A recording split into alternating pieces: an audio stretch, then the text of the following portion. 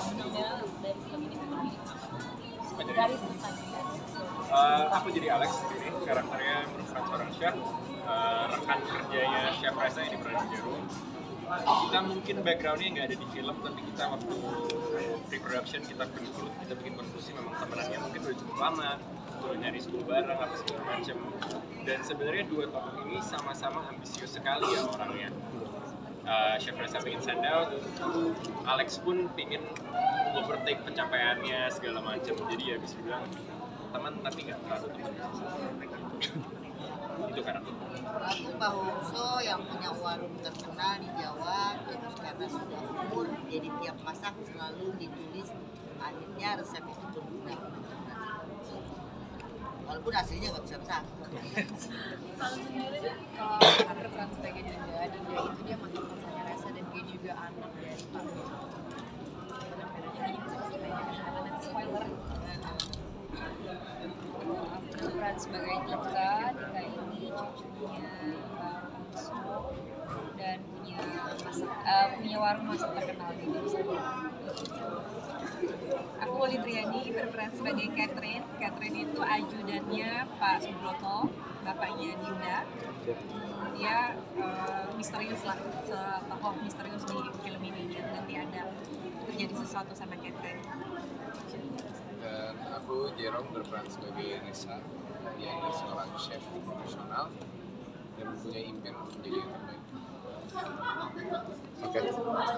Majuan boleh nggak? Nah, biar audionya masuk gitu ya. Oke. Membintangi film ini apakah khazanah kalian mengenai kuliner Indonesia semakin bertambah atau seperti apa?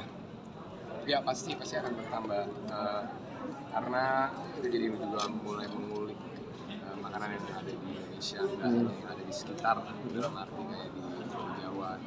Buat aku ya, aku jadi mulai mengerti oh ternyata ini tuh dari sini, ini tuh influence ini, itu aku jadi Yang lain mungkin? Sama sih kita juga kayak misalnya ketika promo atau kita ngomongin sesuatu gitu, ternyata kita baru tahu ada makanan ini gitu. Misalnya makanan favoritnya Nadia, aku juga baru tahu makanan favoritnya Cio, kita baru tahu. Jadi gara-gara film ini kita jadi tahu jadi lebih banyak lagi informasi tentang kuliner Indonesia. Ada kesulitan nggak sih dalam film ini kan lebih bicara tentang kuliner masakan itu juga ada kesulitan nggak sih? Sebenarnya tantangan, tapi aku Jerome dan Nadia kayak yang udah kita bilang kita ada workshop 3 minggu sama Sgreg, jadi kita oleh dapur film dan anak muda jago juga dikasih kesempatan yang bukan kesempatan ya, dikasih waktu yang sebenarnya lumayan cukup 3 minggu, lumayan intens buat workshop masak. Jadi ya it's a challenge tapi dikasih coaching yang proper dan waktu yang cukup untuk prepare for the role gitu sih menurut gue.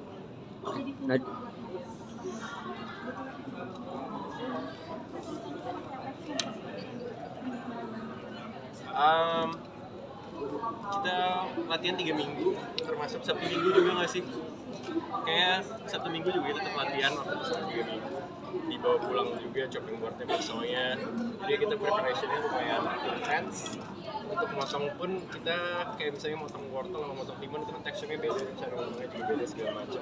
Jadi ya lumayan kompleks dan detail sih preparationnya. Nadia dan Jerome sendiri latihan apa sih yang kalian akhirnya lakukan gitu? Mungkin masak atau motong tadi yang kata Cio seperti apa? Kalau aku mungkin sedikit berbeda sama Jerome sama Cio karena kan memang kalau mereka kan ke sekolah masak gitu kan, kalau aku enggak gitu. Jadi mungkin yang dibutuhkan lebih ke kalau mereka mungkin lebih teknisnya propernya seperti apa, kalau aku lebih ke sesuatu yang memang ini aku sendiri yang menemukan caranya tapi harus memang terlihat telaten gitu loh. Misalnya kan setiap hari juga masaknya, jadi lebih ke itu sih, lebih kayak misalnya motong lebih kayak cepat motongnya gitu tapi presisi gitu sih. Kalau Jerome sendiri seperti apa nih keseruan latihannya selama kurang lebih 3 minggu? Banyak sih, kita latihan dialog, kita latihan alur ceritanya, kita mempersetujui latar belakang karakter kita masing-masing. Contoh berapa lama karakter aku sama karakter Cio itu udah kenal, bagaimana sih dulu relasi antara karakter aku sama karakternya Nadia dan seterusnya. Dan selain itu juga kalau yang lebih teknis kita latihan cara memasak dari teknis memasak yang dibutuhkan untuk kepentingan shot. Saya penasaran sama karakter kamu sebagai chef kan ada belokan gitu ya sebenarnya kan kalau chef biasanya kan kayak rambut gitu clean gitu. Apakah itu emang dari sutradara atau memang ada masukan dari kamu? Itu lebih dari sutradara sih ya diskusi antara kita berdua, karena pas kita cari tahu chef itu nggak harus bersih. Kalau kita lihat dari film-film yang lain, ya dari film The Chef itu aja dia berewokan juga, dari film. Jadi banyak sekali chef-chef yang memang mempunyai jenggot ataupun kumis facial hair itu nggak menjadi masalah sama sekali sih kalau di dapur. Yang terakhir mungkin kenapa orang-orang harus nonton film kalian sampai bikin fresh di film ini juga, mungkin apa yang mau disampaikan ke teman-teman di luar? Iya, harapan kita semua semoga penonton setelah nonton film Rahasia Rasa pulang-pulang jadi lebih pengen gitu untuk nyobain masakan-masakan Nusantara yang mungkin belum pernah dicoba gitu. Dan apa ya, semoga kita juga lebih bisa mengapresiasi masakan Indonesia dan tidak melihat masakan Indonesia tuh kayak kok kurang keren ya dibandingkan masakan Western gitu, karena sebenarnya ingredients untuk membuat masakan Nusantara juga kan lebih kaya gitu loh, bahan-bahan dan rempah-rempahnya itu sih. Dan semoga juga teredukasi juga dengan adanya film ini dan bisa lebih tahu juga tentang warisan budaya kita, yaitu ada Mustika Rasa itu sih. Ibu Yani Rahman pakai AI ya? Untuk jadi mudanya itu pakai AI bukan? Siapa? Ibu waktu ada syuting Oh. menjadi muda itu pakai AI ya? Enggak, saya dipakai semir hitam. Terus terang ya, kalau soal muda terus saya ditarikan emang umurnya tua sih. Ditarik-tarik di selotip gini supaya kelihatan kenceng kan. Itu loh. Enggak pakai AI. Emang awet muda ya. Tapi ininya ditarik gitu. Soalnya kan cuma satu scene kan itu. Jadi daripada repot-repot terus gimana ya saya ikut aturan yang di director. Ya saya berharap anak-anak Indonesia, terutama anak-anak kecil, cinta masakan Indonesia. Karena kaya banget kita Indonesia. Ya. Jangan Ada makanan pertanyaan luar. lagi dari teman-teman? Oh, Cio susah nggak sih latihan ada bahasa masak atau istilah-istilah kuliner yang harus dilafalkan? Apa tadi awalnya, Mbak? Istilah-istilah kuliner yang harus dilafalkan susah.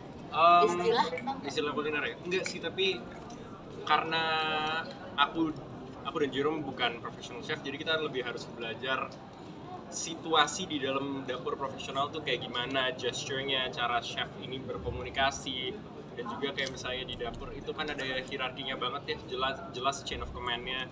Kita lebih research dan belajar tentang detail-detailnya gitu, cara komunikasi sesama chef, itu-itunya aja sih Mbak kalau aku. Oke, ada pertanyaan lagi? Mungkin terakhir kan ini fenomena yang banyak di media sosial, justru bule yang mempopulerkan kuliner Indonesia gitu Yeah. kan. Terus juga akhirnya mereka YouTube malah concern sama kuliner Indonesia. Pendapat kalian tuh gimana? Dan mungkin bahasanya bukan salah, tapi kenapa bukan orang Indonesia? Buat kalian tuh, dan pendapat kalian waktu itu gimana? Masalahnya. Mungkin makanya ada film ini sih, Iya. maksudnya makanya kita Makanya ada buat film ini. satu karya ini untuk apa ya, untuk membangunkan lagi gitu atensi masyarakat. Ini kan kekayaan kita sendiri gitu, kenapa nggak kita aja gitu yang menyebarluaskan apa yang kita punya, kenapa harus orang lain gitu sih. Oke, baik. Last question berarti ajakan menonton ya, teman-teman boleh diajak ke teman-teman media untuk ajakan menonton. Teman-teman, jangan lupa nonton film kami, Rahasia Rasa. Tanggal 20 Februari di seluruh bioskop di Indonesia. Cukup? Boleh mau foto dulu? Ada yang mau ambil foto? Oke, boleh. Kita ke sebelah kiri dulu ya.